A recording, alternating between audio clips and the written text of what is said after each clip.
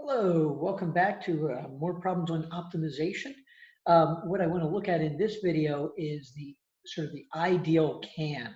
Um, we want to figure out, and as the question says, what are the dimensions of a can closed at both ends that can minimize the surface area? Okay? Now, this is important because it costs money to make a can, and people don't want to pay for the can, they want to pay for what is in the can. Um, so let's try to figure out what that would look like and see if there are cans in the real world that actually have those dimensions. Okay, so let's fill in our chart first of all. So what are we optimizing? We're going to minimize the surface area. I'm just going to say minimize area. Okay, and this will be a cylinder, so I'll say of the cylinder. Assuming a cylindrical can, constraint is that it must hold a volume, we'll just say V, we didn't specify what the volume is, a volume of V, okay? Now, algebraically, we need to know how to find the surface area of a cylinder. So area is, if we have two ends, that's 2 times pi r squared, because the ends are circles, plus the round side is 2 pi r around times the height of the can, right? So algebraically, that's what we need to minimize. But there's a constraint, okay, that the volume of the can, which is pi r squared h, must equal v. Okay, so let's start working this problem, right? We start by writing a is equal to 2 pi r squared plus 2 pi r h. Okay, so we need to either eliminate r or h, and we do that by using the constraint. We know from the constraint that h would equal pi r squared over what that v value is, whatever that happens to be. Okay, so that'll remain a constant in our problem. So what does a equal? A is equal to 2 pi r squared plus 2 pi r times, instead of h, we have to put in, I'm sorry, I have this backwards. H is v over pi r squared, not pi r squared over v. Now let me turn that around, v over pi r squared. Okay, we can simplify. Okay, plus, you can see the 2 doesn't cancel. We're going to have some cancellations. So we're going to have a 2v over r. All right, that's correct. Yes. Okay. So now let's go ahead and find dA dr. Okay. So we're ready to do the calculus here. dA dr is equal to 4 pi r plus, and then we can look at this. This is 2v times r to the negative 1. Oh, so that becomes minus 2v over r squared. Okay, so let's make this rational in order to proceed. It'll be easier if we can say dA dr is equal to, we'll put this over r squared. So we get 4 pi r cubed minus 2v all over r squared. Okay, so now let's figure out where the critical points are. So, so when we look at the critical points,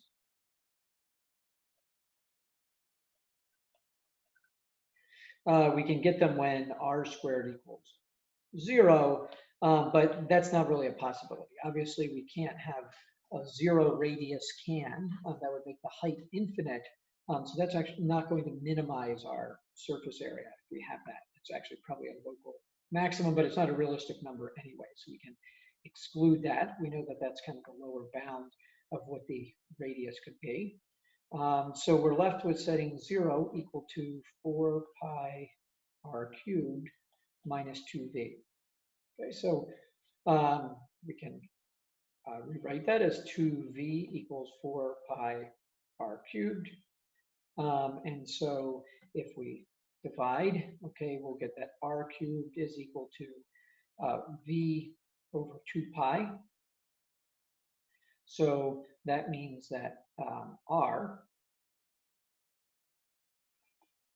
is the cube root of v over 2 pi. Okay, so that would be the radius. The diameter of the can would be double that. Okay, so that's the radius, but we need to make sure that that is in fact a minimum. So let's go ahead and put into our dA dt. Okay, we can't go below 0. So here's r equals 0. And here's r equals the cube root of v over 2 pi. And we need to evaluate dA dr at points along this interval. Okay, so let's see, we need to put these points in terms of v and 2 pi. Okay, so if we were to put in something like v over 4 pi, cube root of v over 4 pi, that's clearly less than the cube root of v over 2 pi. All right, and we just want something bigger. Let's come on out here. We could put in something like the cube root of v over just pi. Okay, so if I put those into the numerator of dA dr, so that'd be right here. When I put in the first thing, I end up with v. We have the cube root of. I think I have an error here. Let me just pause for a second and find my error.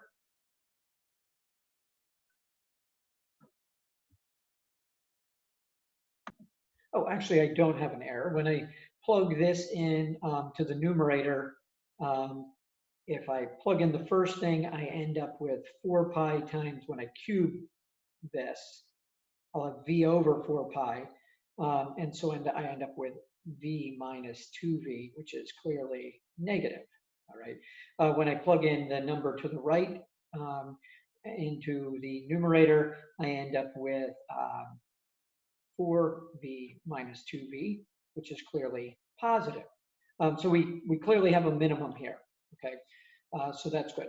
Now notice the points I substitute were in terms of this critical point, which was in terms of v. Okay, so I picked a point that was half of that inside of the cube root, and one that it was double that inside of the cube root in order to get points below and above where the critical point is. And those were easy to evaluate because they were written almost in terms of this value right here. Okay, so one of them will be I have negative values when I'm to the left of the critical point and positive values to the right. So that means I do in fact have a minimum. Okay, so we get a minimum when r is equal to the cube root of v over 2 pi. Now let's see what that tells us about h. So h, we had a formula, was equal to v over pi r squared.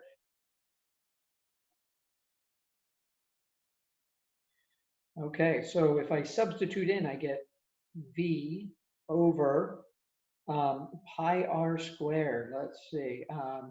So we're going to end up with a pi in the denominator, and then we have r squared will end up being v over 2 pi. I'm going to write it to the 2/3 power. Okay, so what does that do? That gives me, when I look at this and expand this, I'm going to put the 2 pi to the 2/3 up top.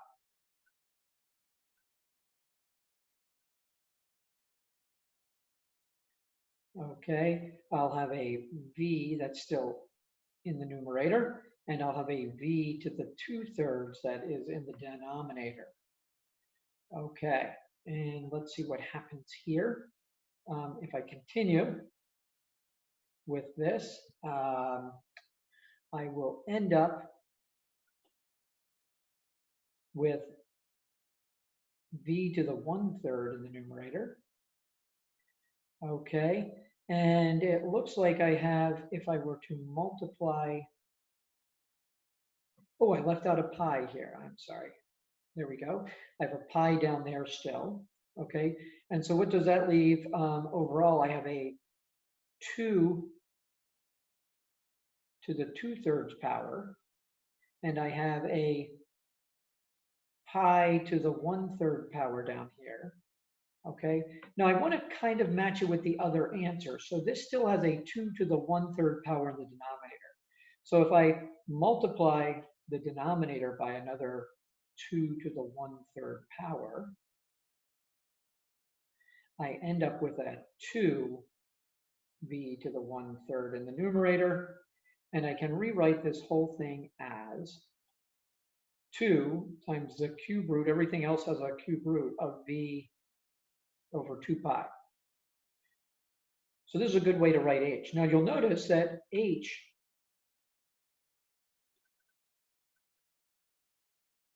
is 2r. Okay?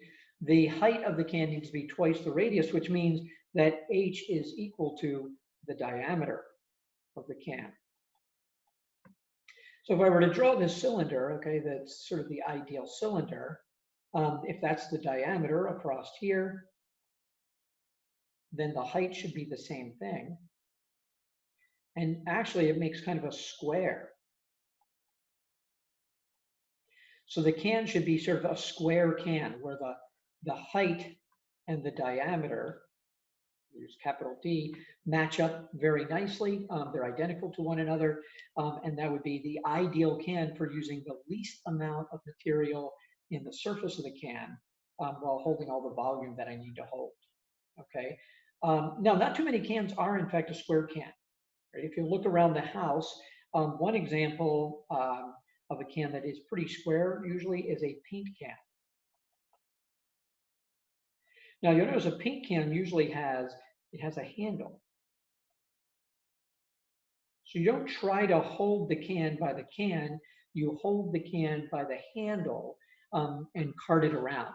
So in general, cans or cylinder shapes that are holding volumes of fluids or solids, they usually are kind of in this square design, but they have a handle for carrying. Most paint cans, it would be hard to just hold it in your hand. Okay, so if you have something like a soda can, the limiting factor is that you need to hold it in your hand. So many cans are not optimized to minimize the surface area. Many cans are optimized for holding in hand.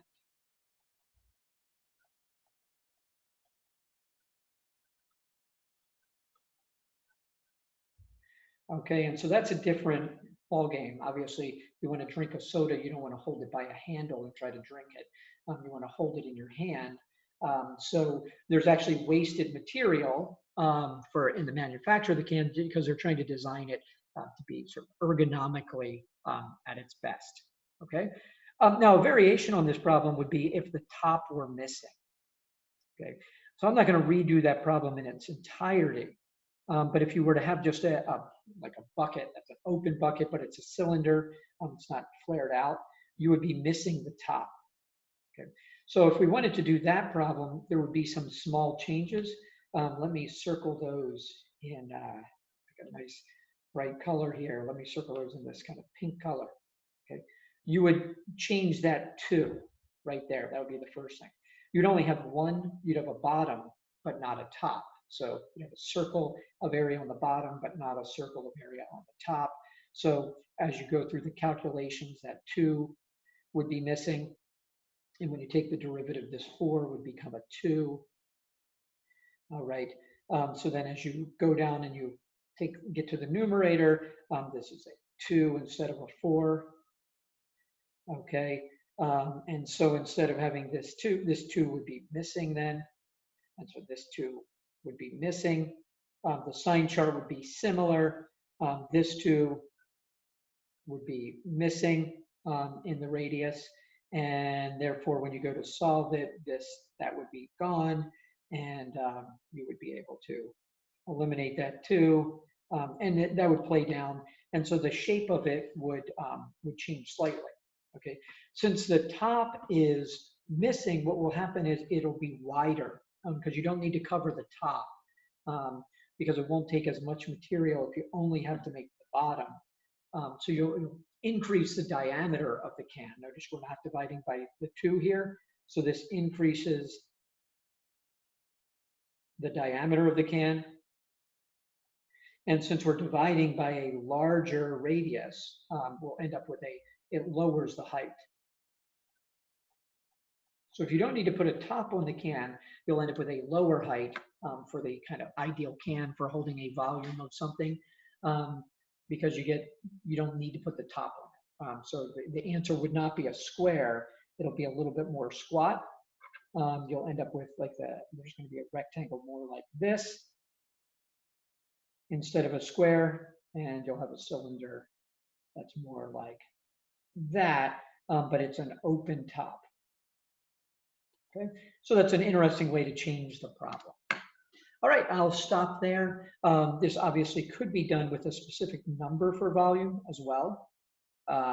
So a common variation on this is to actually put a number right there for volume, and then it becomes a little bit less abstract because you can get numbers as you do the computations. All right, I hope you enjoyed that explanation.